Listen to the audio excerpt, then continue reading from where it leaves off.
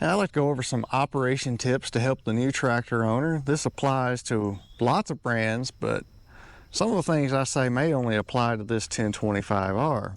4x4. It's easy right now, but sometimes it can bind up on you.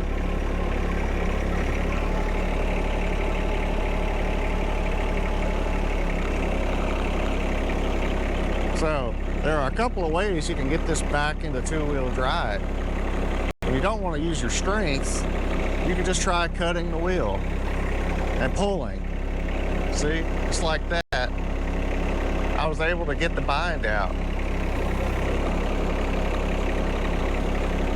We do that again. We'll pull back, cut the wheel, and I found a relief point, moved on its own. If you're on concrete, that may be hard.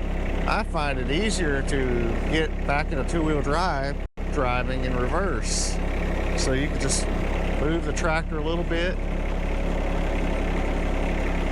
And you can be in motion when you shift it just a little bit, but you don't want to be under a load. Like trying to pull a hill or a wagon or something, you don't want to do it like that.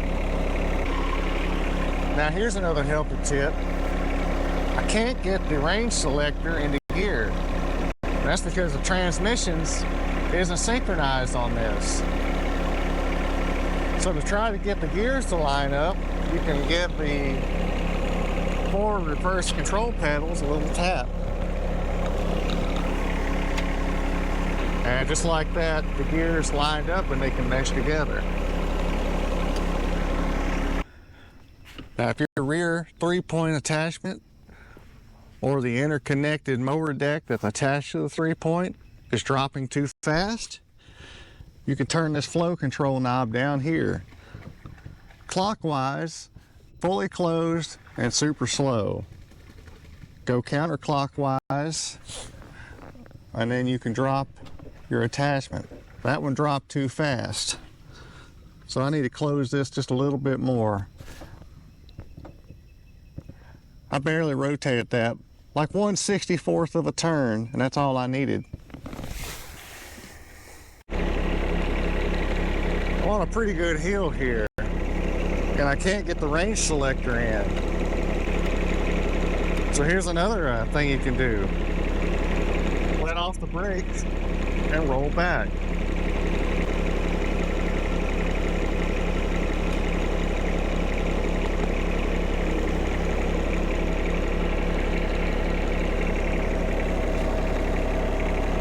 Cruise control is kind of a fun tool. You just got to hold up, push the pedal down,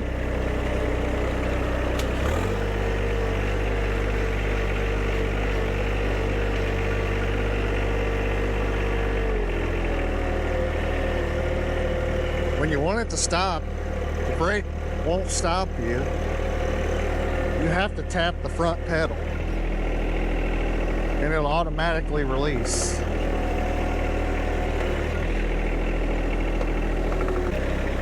A lot of people don't like cruise controls, but I find it pretty good, especially when I'm running a tiller or a brush hog.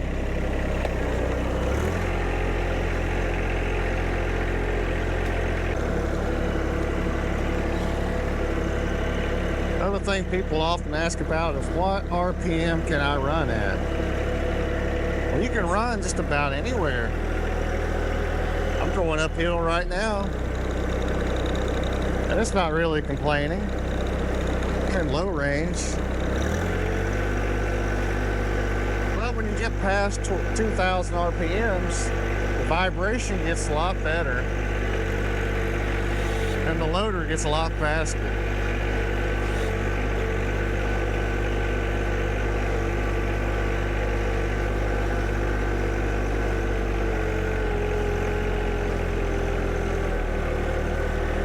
So you can run this speed if you want, but the loader gets super, super slow.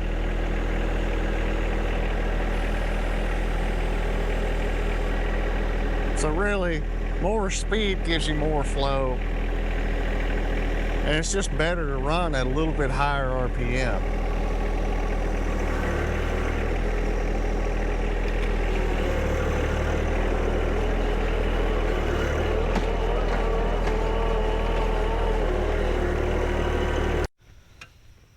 here's one that gets people sometimes.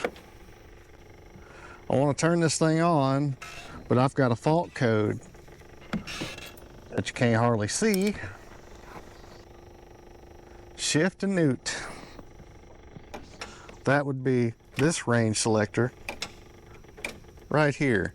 And if you can hear, when you get neutral, you get this relay click up front. And you get that loud click, you'll know that it's ready to start. So you got the tractor running, but it dies every time you put it in gear.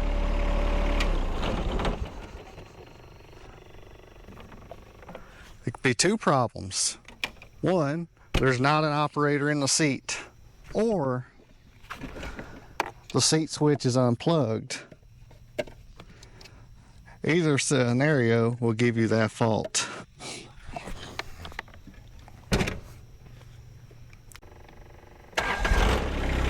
Got another scenario for you. Loader works.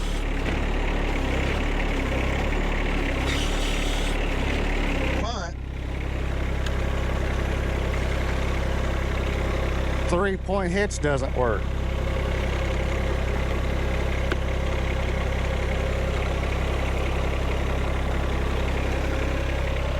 The problem here is Power Beyond is disconnected.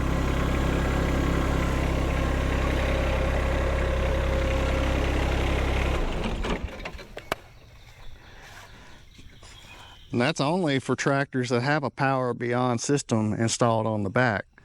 So the loader still works because it has its own hydraulic flow from the loader to the tank. Whereas the Power Beyond only has 2 lines in and out, and there's nowhere for the oil to return to. It puts oil into a line that has no return path and it can't move. Another version of this scenario. My Power Beyond's connected, but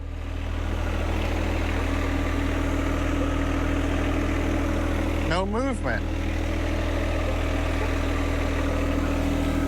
It's plugged up, but it's not passing through.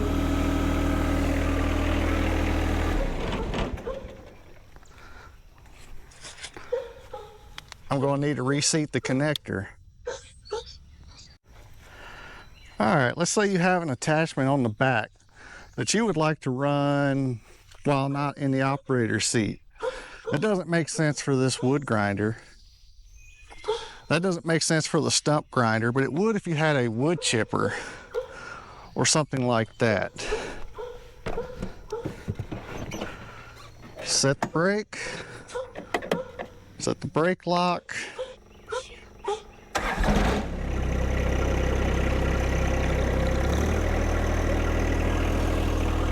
Let me get this off the ground.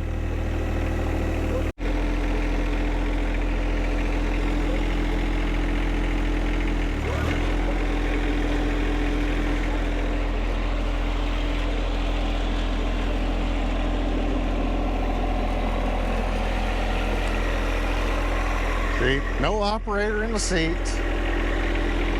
The brake is on and the PTO is on. I'm not sure if the brake has to be on. Let's find out. Yep, the brake has to be on.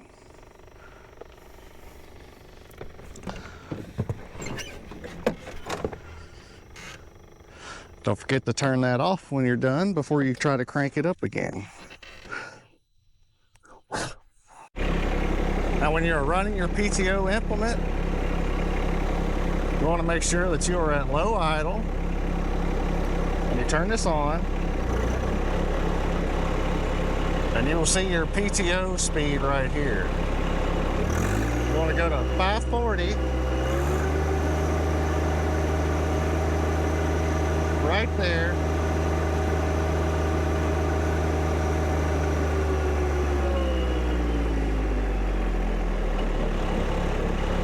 When you're done, you want to bring it back down to an idle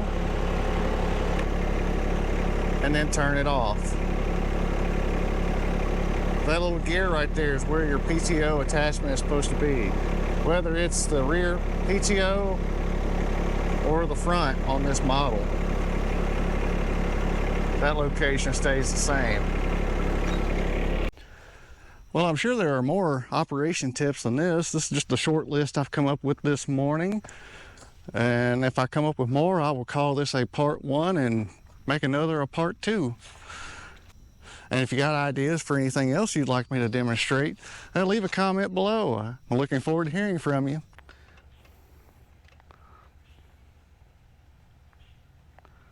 I missed you too.